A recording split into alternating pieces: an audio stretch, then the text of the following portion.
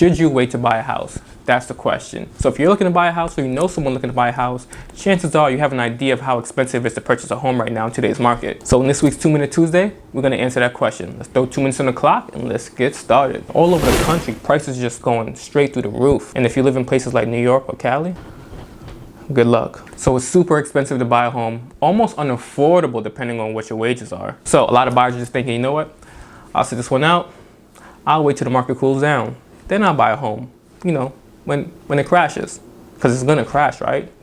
Prices have to come down. No, they don't. So some may be thinking, what about the eviction moratorium? What about the forbearance? We're in a bubble. People can't afford to pay their mortgage. Of course there's gonna be a crash. They're thinking they're overpriced, the homes are overvalued. And actually, there's nothing out there to support that. There's no data out there to support an upcoming housing market crash. Not only is there no data to support a housing crash coming anytime soon, it's the exact opposite. We have nowhere enough houses to meet the supply. In fact, we would need close to 4 million houses to come to the market right now to meet the demand of buyers. So with supply still low, demand still high, interest rates historically at low rates, housing market crash coming anytime soon?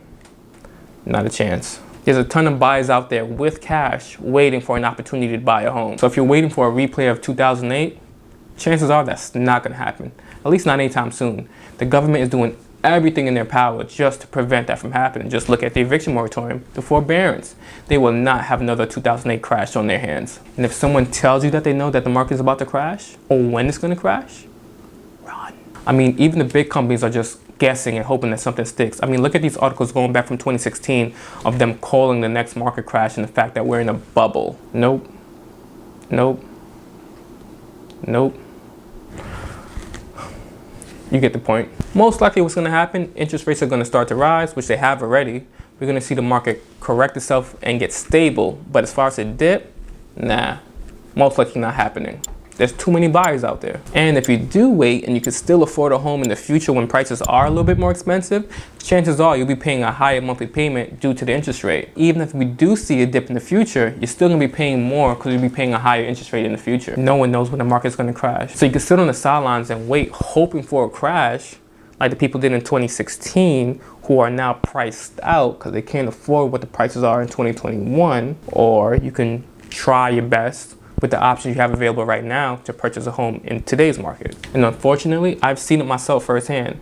I've had buyers that I was working with in 2018 that can't purchase a house now in 2021 because they're priced out. Their salary didn't increase at a fast enough pace to match up with the housing market increase. So now they can't afford the home in the areas that they wanted. But in their mind in 2018, it was already too expensive and they were gonna wait until the market cooled down, which it never did. And because it's the unknown and no one knows what's gonna happen, chances are you can wait a couple years and prices only go up even further. And there's a lot of reasons why prices would go up further. The fact is, like I mentioned before, we need 4 million houses, so we're short on supply.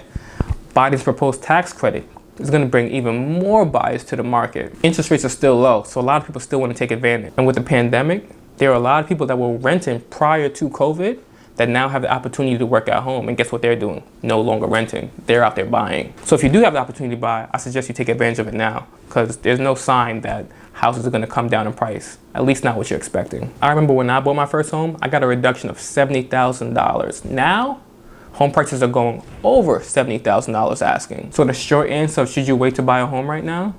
No, you shouldn't wait, but that's just my opinion. So if you can afford to buy a home in this market, I recommend you do. So that's a wrap for this week's 2 Minute Tuesday. I'll catch you next week. I wonder if I could actually do this in 2 minutes.